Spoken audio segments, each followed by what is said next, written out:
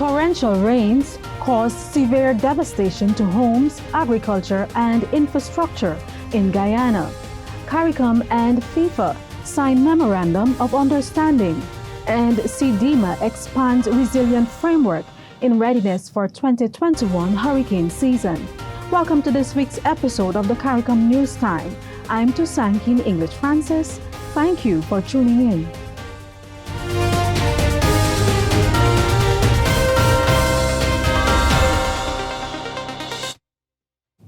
Heartbreaking images are emerging out of Guyana as torrential rains batter the country, transforming communities into swamplands. President of Guyana, Dr. Mohamed Irfan Ali, says the country is facing the worst natural disaster in its history, with hundreds of homes and tens of thousands of farms destroyed. May-June rains have caused severe flooding in all 10 of the country's administrative regions. The Civil Defense Commission says regions 6, 7, 8, 9, and 10 are the hardest hit.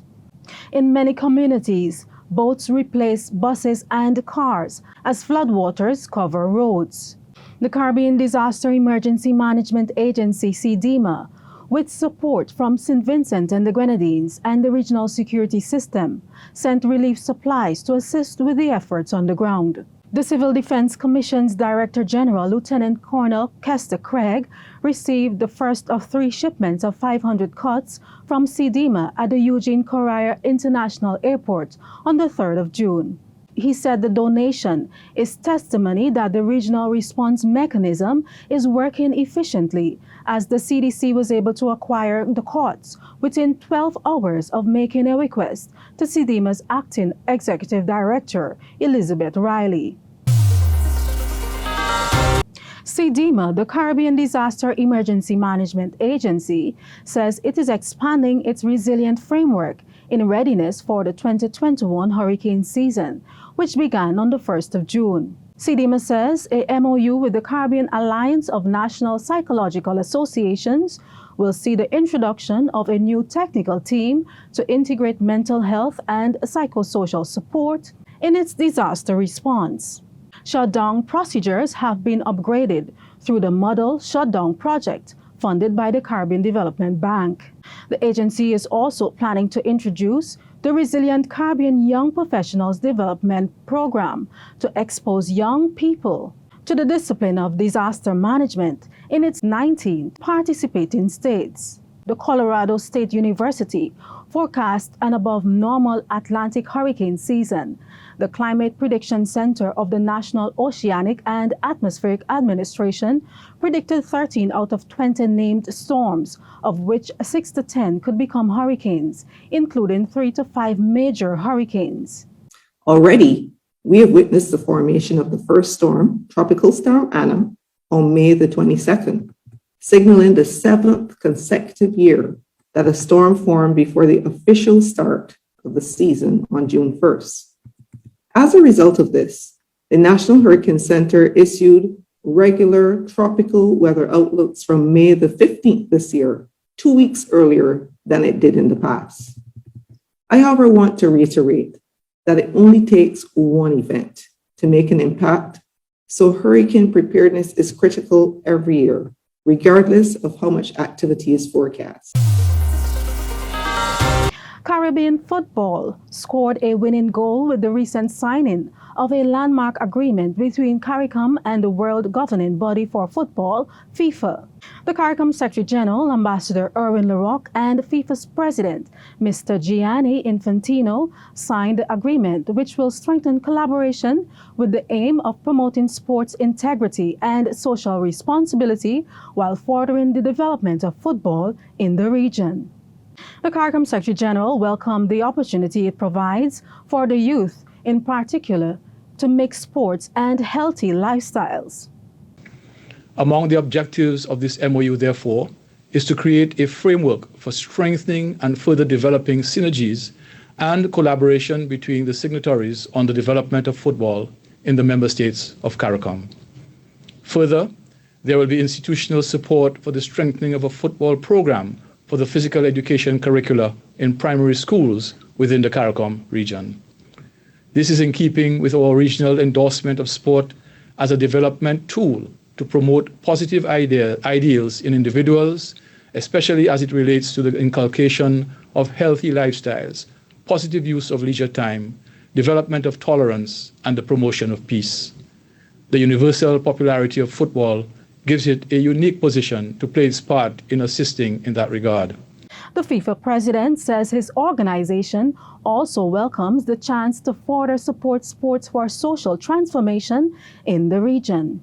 On behalf of FIFA, I'm really delighted to enter into this memorandum of understanding signed here and there today on the basis of, as you said, mutual trust and in a spirit of a friendly collaboration with the shared objective to improve the quality, the development and the integrity of football in the CARICOM region. So we very much look forward to our strengthened collaboration, the opportunities in working even more closely together. I think that the bright future for football and the Caribbean starts here today. Leading football figures witnessed the virtual sign-in ceremony, including the president of CONCACAF, Mr. Victor Montagliani, regional football legend Russell Latopi, and the presidents of national football associations of CARICOM member states. The COVID-19 pandemic has further compounded the long-standing inequalities between men and women in relation to employment, health, unpaid care work, and decision-making. Dr. Douglas Slater, Assistant Secretary General for Human and Social Development, set that context as he opened the discussion on issues pertaining to gender in the 40th meeting of the Council for Human and Social Development, COSOD. The virtual meeting was held on the 3rd and 4th of June, involved CARICOM ministers with responsibility for gender, under the theme Strengthening Gender Equality in COVID-19 Response and Recovery in the Community. The Honorable Frankie Campbell, Minister of Social Services and Urban Development of the Bahamas, served as chair of the meeting. Dr. Slater said there was much work to be done together to devise appropriate policy and pragmatic responses to address the challenges and to stimulate resilient recovery in the Caribbean. I appreciate the presence and support of our colleagues in regional organizations and from the United Nations system, and express our sincere appreciation to you for the important service and support you continue to provide to the Caribbean community through gender and economic assessments to document the impact of COVID-19 on CARICOM and the many ways in which you are providing your expert advice and technical support to member states on the road to recovery. We look forward to your continued partnership and collaboration. The Caribbean Examinations Council, CXC, celebrated the achievements of the region's youth in its recent award ceremony for outstanding performances in the 2020 regional examinations. Queen's College in Guyana is the School of the Year, with its students Begdish Basad and Zain Ramatar copying the 2020 Caribbean Secondary Education Certificate CSEC and the 2020 Caribbean Advanced Proficiency Examinations CAPE awards respectively. Basad gained 22 grade 1s and 1 grade 2 at the 2020 CSEC examinations, while Ramatar copped 14 grade 1s and 1 grade 2 at CAPE during the 2019 to 2020 period. They both received outstanding awards for performances in natural sciences for CSEC and CAPE, respectively. Leonil Mark of Grenada and Maya Lake of Anguilla won the awards for the most outstanding performance by a male and by a female student in the Caribbean Certificate of Secondary Level Competence, CCSLC examination. Prime Minister of Antigua and Barbuda delivered a feature address at the ceremony held at the St. John's Pentecostal House of Restoration Ministries in Antigua and Barbuda. Regional awardees participated virtually from locations in their respective countries. It is indeed a distinct privilege and an honor to be addressing you, the creme de la creme of young Caribbean minds, and I wish to congratulate you on your very high achievements in the various disciplines. And today's ceremony is testament to the effort that you have placed in your studies.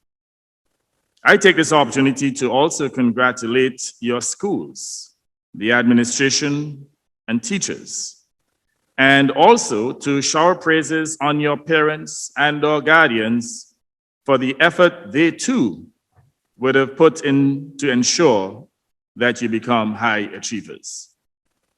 Strong commendations are in order for the Caribbean Examinations Council for hosting this event today as a way of ensuring that your achievements are given deserved recognition. Indeed, CXC is one of the primary movers and shakers in the region, as it has been tasked with the responsibility to test and validate the learning of our people. Registrar and CEO of the Caribbean Examinations Council, Dr. Wayne Wesley, and Chair of the Council, Sir Hilary Beckles, also delivered remarks at the ceremony. I want to say to our awardees and all the students, teachers, parents who make the decision each day to keep going. You're an inspiration. You have shown a resilience that you may not have even known was within you. We were heartened by last year's performance statistics, which showed that 93.2% of Caribbean Advanced Proficiency Examination CAPE candidates achieve acceptable grades between 1 and 4, which was an improvement over the performance in 2019, 2018, and 2017. In 2020, 94.96% of the Caribbean secondary education certificate candidates achieved acceptable grades between 1 and 3. This was an improvement over 2019 and 2018. The qualifications you have achieved are recognized both regionally and internationally, as you have heard from our registrar, and you can stand tall as Caribbean citizens with no one greater, no one brighter, no one more invested with talent anywhere in this world than you are. We are proud of that fact. You should celebrate that fact. The cruise tourism industry in the region has restarted, with Barbados welcoming its first cruise ship for the first time in over 15 months on Monday, the 7th of June. The in-transit call on Barbados by the new luxury celebrity Millennium is part of a 7-night itinerary visiting Aruba, Barbados, and Curacao from the port of Philipsburg, St. Martin. Briefing the media ahead of the arrival of celebrity Millennium on June 5th, the Minister of Tourism and International Transport, Senator Lisa Cummins, explained the health and safety protocols that were put in place. So, of course, the first and the basic parameter is, of course, the Barbados entry protocols. We already know people are required to come into the country with a valid negative PCR test prior to arrival, 3 days prior to arrival. For ships, it is going to be the same thing.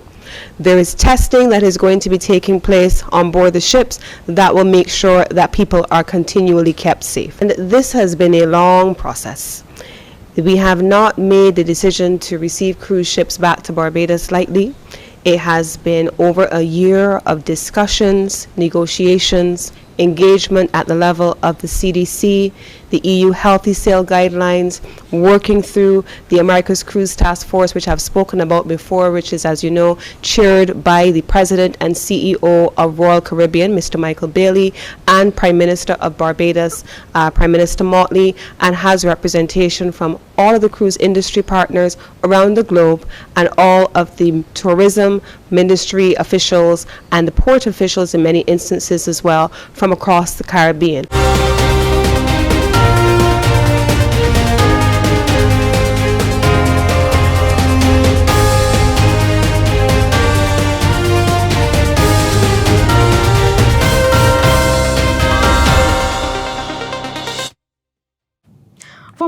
stories, you can visit the CARICOM news site at today.caricom.org or the CARICOM website at caricom.org.